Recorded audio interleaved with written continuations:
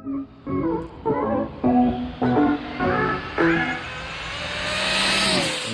how's it going, YouTube?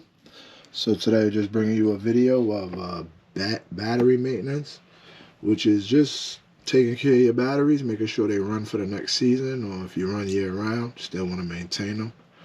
So let's go ahead and go through that.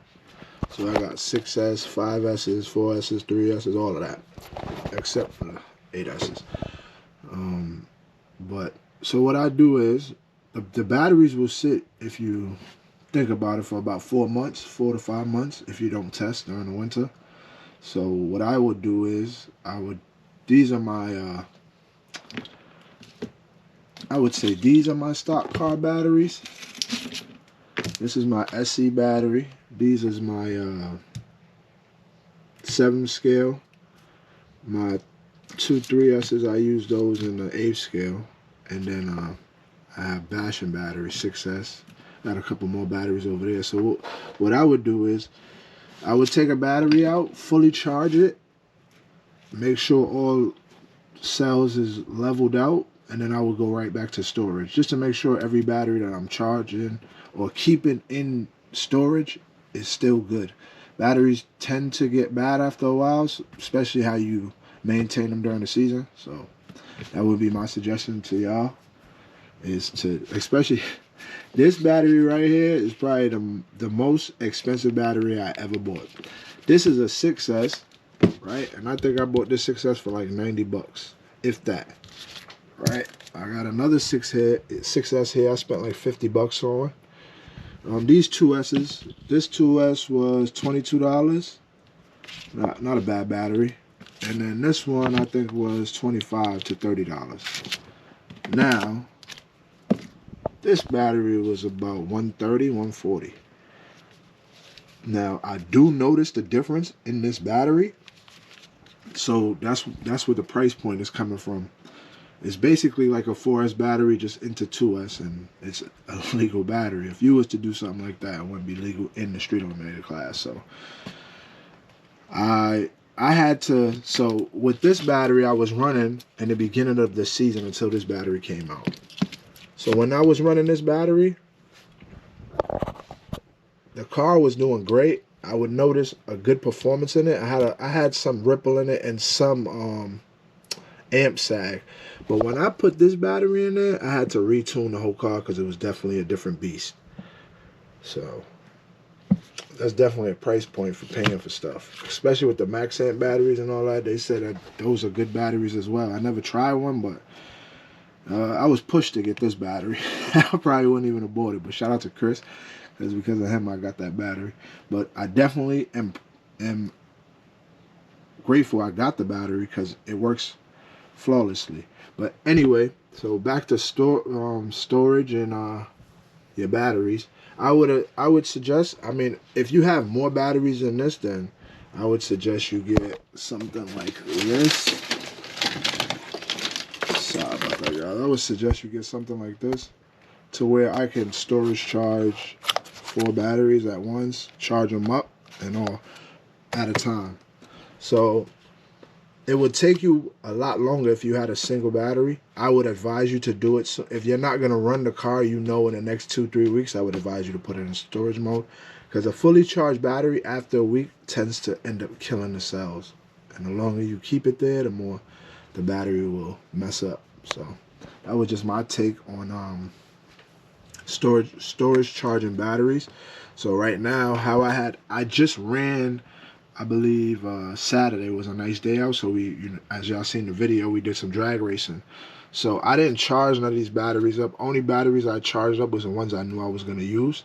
So now what I would do is storage charge everything, because I see cold weather for a week straight. So I know I'm not going to be running these batteries for another week. So I'm going to storage charge all this. I already storage charged these batteries. So that's just what I would do. But leave in the comments what y'all do during the winter. I never did this before, but it tends to take a toll on your batteries when you don't do this. So now that I do this, I see the batteries tend to last longer. Like, I had this 6S for about 2 years now, and it's still, every cell still charges and everything. I've been running, I believe, these batteries since last season. or last season, and every battery still works. It doesn't have as much power as this battery does, but these batteries still work. I can make 4S out of them, or running a 2S into a basher or whatever. But yeah, I would suggest you maintain your batteries. Also, what I got coming up is, let me go ahead and show y'all that real quick. Let me get everything cleared out. And but also leave in the comments how y'all maintain y'all battery. Maybe y'all have a better method than me. So we'll go from there. All right, YouTube. So what we're gonna do here is, this probably be in another video by itself, but I cut the tires off of this. These were the Voodoos. One of them had a blown belt. So I cut the tire off, and as you see, it's still a little bit of tire on there and at the bottom on both. So I want to put these, I was told to try acetone, but I did this before with the heat, putting them in the oven for about a few minutes. You know, you just keep checking on them. The glue should end up heating up and coming off. That way you just peel the tire off. But I won't do a video of me doing all that, but I will do a video of me taking these off and showing y'all the process. But I still think I'm going to send these to Charlie to have him do. But it is hard to do the Voodoos, since they are a very softer compound in reactions, especially on wide tires. So that's what I want to do. I just want to take these off and try to get the Voodoos to fit up here. And then maybe put a rubber band on them and see how they hold. Now I have extra, the tires need to be balanced and everything. Unfortunately, I don't have a tire balance. That's what I need to invest in, because most of my tires are probably unbalanced. But I have the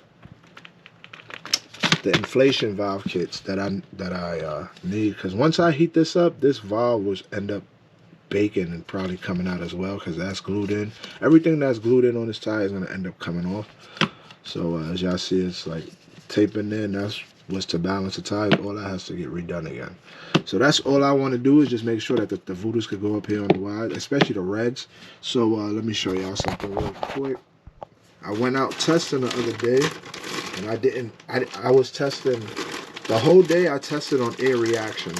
I'll show y'all those as well. But just for now, I went ahead and put some gold Voodoos on bead locks. I had to, as y'all know, you gotta cut out. I mean, I never had the Voodoos. You have to cut out the inside, because they come with like a full pattern. So you have to cut out the pattern to fit them over the bead inside.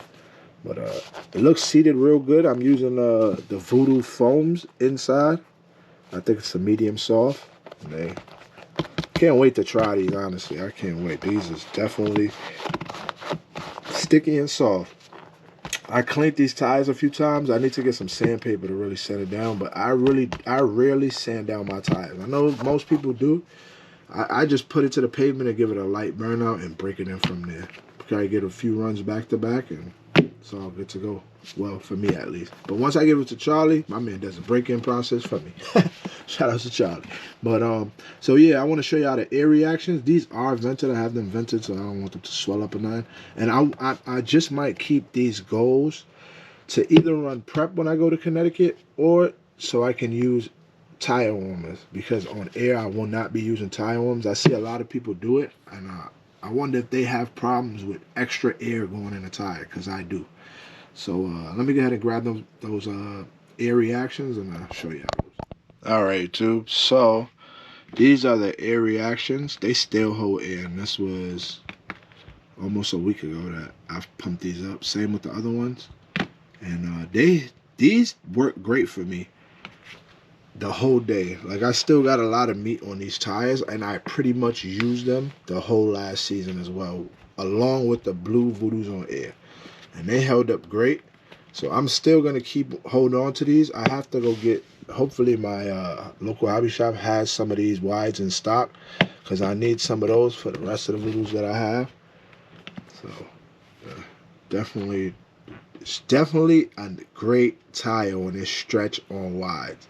It definitely gets that surface to the ground. But it's holding air, so I will be testing with these, and with these coming up. As y'all seen me already testing with these, but I definitely want to see the difference from the reactions to any compound in Voodoos. I know what the blues can do, but I would like to see what's sulfur. It would be silver, gold, or red. Mainly I would be using gold and red, and I'll probably use the silvers for prep. So we'll see what happens, because once we go out of town, we'll be racing on prep because everybody else uses prep out of town. But anyway, so y'all stay tuned for this video. I'm gonna try to mount those Voodoos up here on the wides. See, a lot of people have been using standards, the standard wheels, but we'll see, because they mount perfectly on standards, but to stretch these tires and get them on them, see the difference?